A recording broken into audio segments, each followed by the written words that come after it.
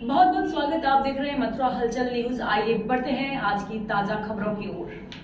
मथुरा विश्व प्रसिद्ध धार्मिक एवं सांस्कृतिक नगरी वृंदावन को मथुरा वृंदावन नगर निगम से पृथक कर एक स्वतंत्र और उच्च श्रेणी की नगर पालिका गठित करने की मांग की जोर पकड़ने लगी है।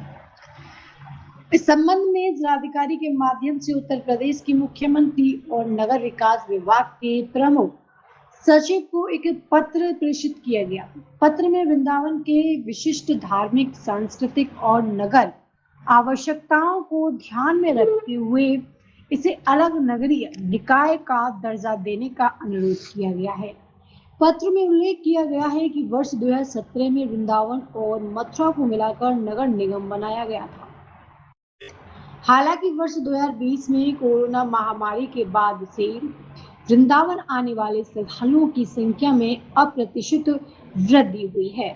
वृंदावन में सप्ताहांत और विशेष पर्व पर अत्यधिक भीड़ के कारण शहर में लगातार जाम, पार्किंग संकट, कूड़ा प्रबंधन, पर्याप्त सीवर व्यवस्था और पेयजल जैसी मूलभूत सुविधाओं पर दबाव बना भारी नजर आ रहा है। ज्ञापन में स्पष्ट किया गया है कि वृंदावन की आवश्यकताएं सामान्य शहरों से अलग हैं, क्योंकि यहाँ स्थायी आबादी के अलावा प्रतिदिन भारी संख्या में श्रद्धालु आते हैं। 5 दिसंबर 2016 की शासन आदेश संख्या 1893 9 फरवरी 2016 214 का हवाला देते हुए बताया गया कि शासन के अभिलेखों में पूर्व में भी वृंदावन को प्रथम श्रेणी की नगर पालिका परिषद बनाने का विशेष दर्जा रहा। नगर निगम की विशाल संरचना में सीमित पार्षदों के कारण वृंदावन की विशिष्ट समस्याओं को वह प्राथमिकता नहीं मिल पा रही है जिसकी उसे आवश्यकता है। स्वतंत्र नगर पालिका बनने से प्राचीन गलियों, कुंजों, घाटों और धार्मिक धरोहर का बेहतर संरक्षण हो सकेगा। वृंदावन को नगर निगम से अलग कर स्वतंत्र उच्च श्रेणी की नगर पालिका गठित करने पर गंभीरता से विचार किया जाए।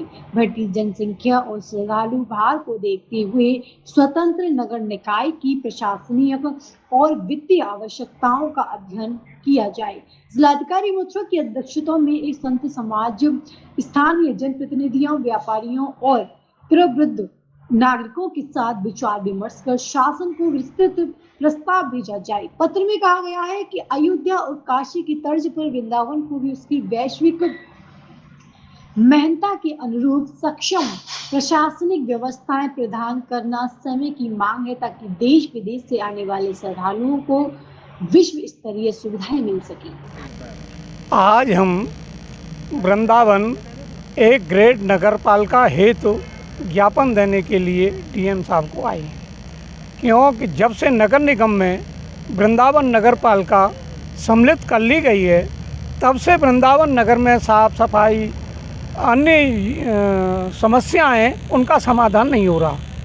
इसलिए नगर पालिका जब पहले थी तो बड़ी सुंदर सुव्यवस्थित ढंग से व्यवस्थाएं चल रही थी, अब वो सब अव्यवस्थित हैं।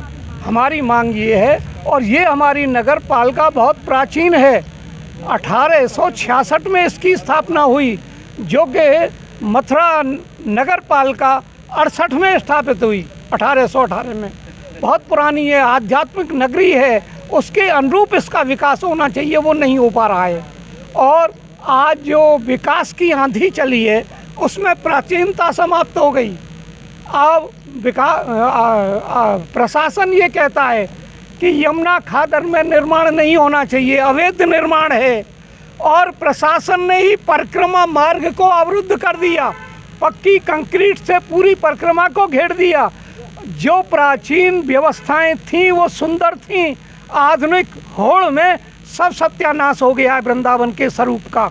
हम चाहते हैं वृंदावन सुव्यवस्थित रहे, अच्छा रहे, सुंदर रहे, साफ सुथरा रहे और प्राचीनता है उसको महत्व मिले।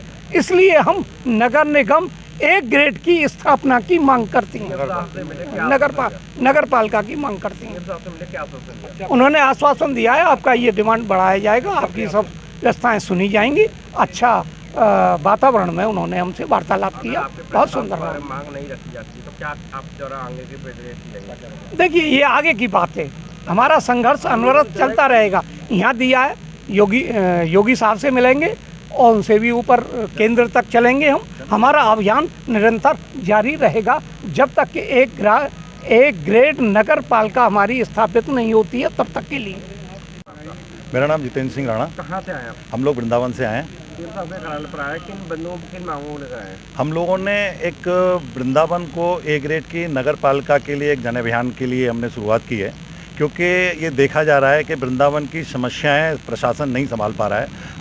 आपने देखा होगा, शुरुआत में अभी डीएम साहब, एसएसपी और हमारे नगर आयुक्त वगैरह सारे लोगों ने अपने सफाई अभियान पे पहुंचे एक दिन के लिए। जब उनसे चर्चाएं हुई, मैंने भी बात की, तो बोला हम जीरो से शुरुआत कर रहे हैं। नगर निगम को बने हुए करीब 10 साल हो गए, परंतु जिस तरह से वहाँ की जन समस्याएँ बढ़ती जा रही हैं, नंबर एक तो हमारे पास कोई जनप्रतिनिधि ऐसा नहीं है कि जो हमारी समस्याओं को आगे रखे। एक जेई से भी बात करने के लिए हम लोगों को सोचना पड़ता है, और हमारे वृंदावन के अंदर जाम, साफ़ सफाई, रोड की व्यवस्था और लाइट्स की व्यवस्था जर्जर आप देखेंगे, बॉक्स खुले पड़े रहते हैं, उनको कोई नहीं देख रहा है। नंबर एक सबसे बड़ी बात यह है कि कोई भी एक जनप्रतिनिधि, सारे वृंदावन की जो समाज नीति और राजनीति है उसको विध्वंस कर दिया गया है।